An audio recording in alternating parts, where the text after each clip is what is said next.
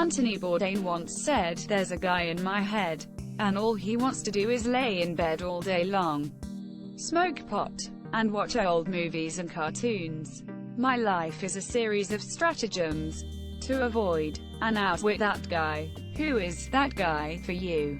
And what do you do to avoid him? The guy who wants to go streaking during the Super Bowl halftime show. I avoid him by remembering that prison is not a pleasant place to be. If you ever decide to do it, just don't be fully nude. Then you'll be arrested *** and *** have to register as a sex offender.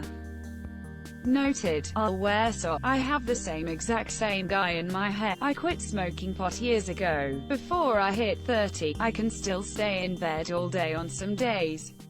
What keeps me from doing it too often are commitments I've made to myself, friends, and employers.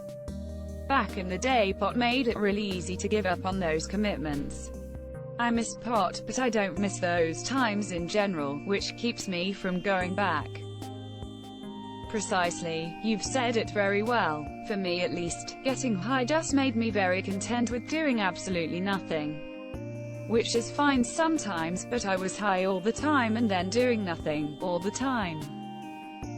I was so bored and boring to myself that I had to quit smoking and other drugs completely. It's only been a few years. It still feels like a work in progress, but I'm getting happier with who I am this year.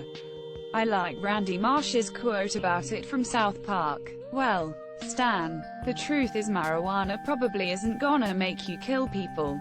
And it most likely isn't gonna fund terrorism. But, well, son, pot makes you feel fine with being bored. And it's when you're bored that you should be learning some new skill or discovering some new science or being creative. If you smoke pot, you may grow up to find out that you aren't good at anything. That guy's cousin lives in my head. I go to AA meetings to avoid and outwit him this year. Serenity, brother. Is there such a thing as Mary Jane AA meetings? I've never gotten more replies to a simple comment. Gotcha, there's MA and I. Leaves. Bold of you to assume I avoid him this year. My whole life is a series of stratagems to enable that guy to spend as much time in bed watching cartoons as he can without ending up homeless or unable to pay for weed. Excuse me, but I am you. All that guy wants to do is do Reddit and play video games. I don't do anything to avoid him this year. Of course I know him, he's me. Hello there, that guy's kicking my ass right now. You gotta fight back, man. He's a lazy stoner, he can't be that good of a fighter. This was somehow insanely philosophical to me. I used to have a little sign on my desk that said, "The worst possible feeling is when the person you are meets the person you could have been." Quote. It was there to encourage to pursue my goals rather than procrastinate on games, Reddit, etc. I think it's time I dug that sign out again.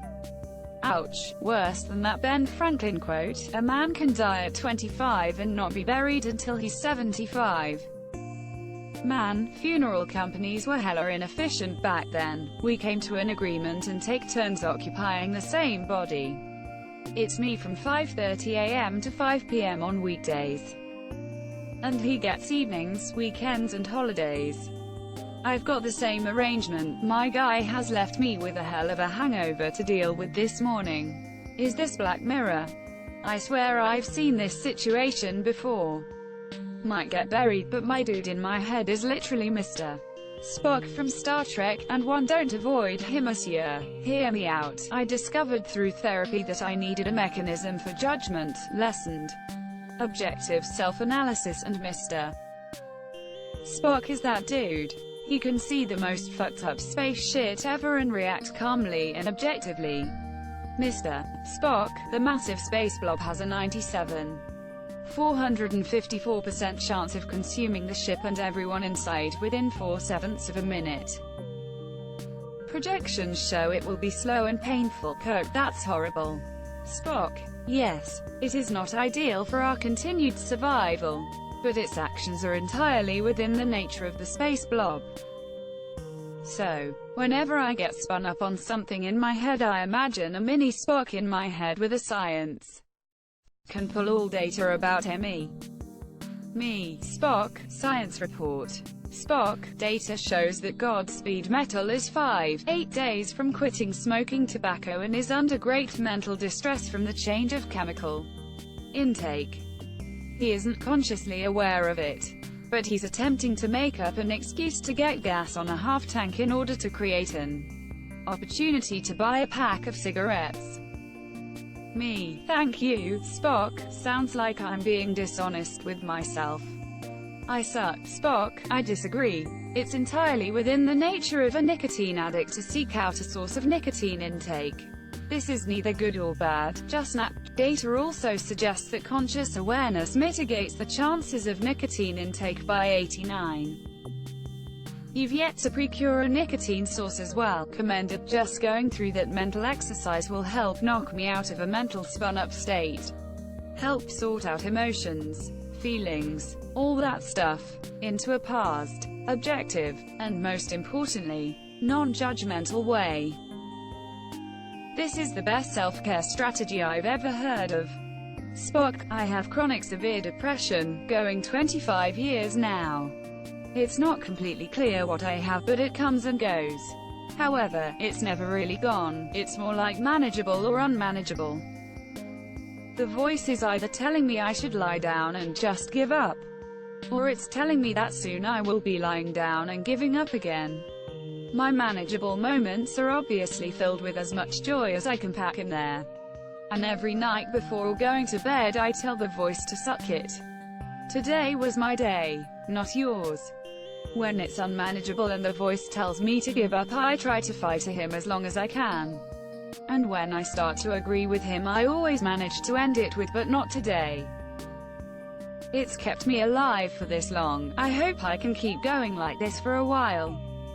I have always tended toward anxiety and panic attacks rather than depression, but I do understand what you describe here. The real me wants to make a huge buffet, host a fancy dress party for all my friends, and then write that drama I've got an idea for, but anxiety can just punch me in the stomach and pin me down and yell at me to stop it. To stop doing anything because I'm ugly, deformed, stupid and unoriginal, and nobody will hang out with me anyway, and I have to hide under the duvet, shaking until I can function again. It's horrible how our own mind can play these cruel games with us. I always remind myself that it really doesn't matter. In the end everyone dies. And in the end the solar system will blow up and the memory of us will be gone. Who cares if today I make a mistake and people see it? We all try and fail. We also try and succeed. I have a tattoo that says, "Focus on the positive." That's what I try to do as much as possible. That guy is my ADHD. I probably have an extreme case where my meds, which are at high doses, hardly even work anymore.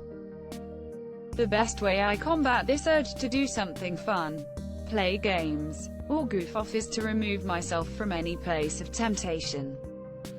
Cut it off before you get the thought of even doing something pleasurable.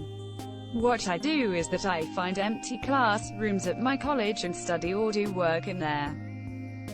I will purposefully drive away from my home to a classroom just so I don't get the urge. And even if I do, I've created a barrier that takes too much guilt and effort of driving back and doing something fun.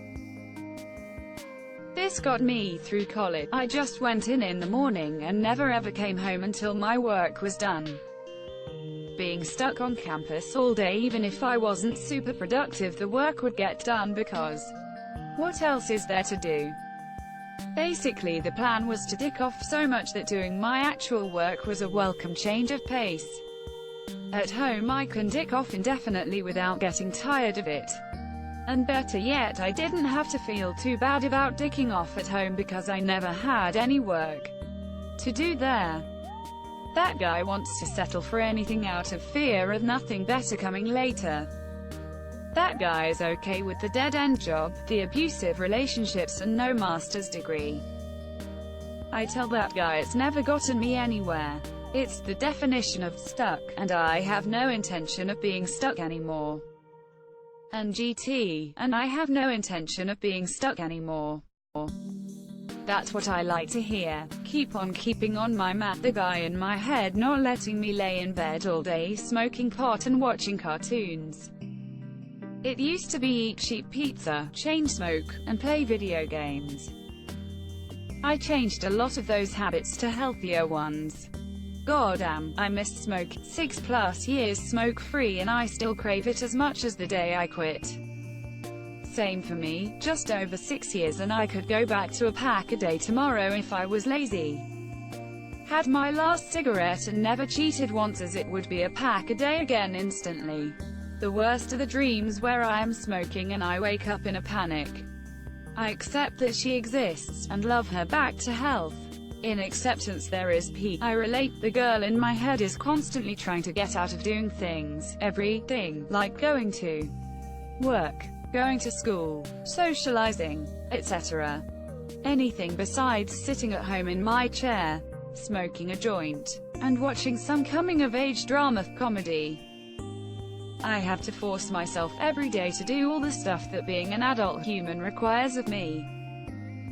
It's hard. I think almost everyone feels this way. I figure that I may as well share about my guy. My guy hates me, and what little bit of a life I've built for myself. The guy in me just wants to lay in bed all day, every single day, until I age out and die. Don't even get me started on the other thing the guy wants to do to me. And, yeah, it's pretty similar to Bourdain's in terms of its other cravings. To fight back, I try listening to music that fits my emotions at the moment. I try keeping my hands busy, and luckily I enjoy cooking. Deck building for Magic the Gathering can also help. I try to be creative and draw more.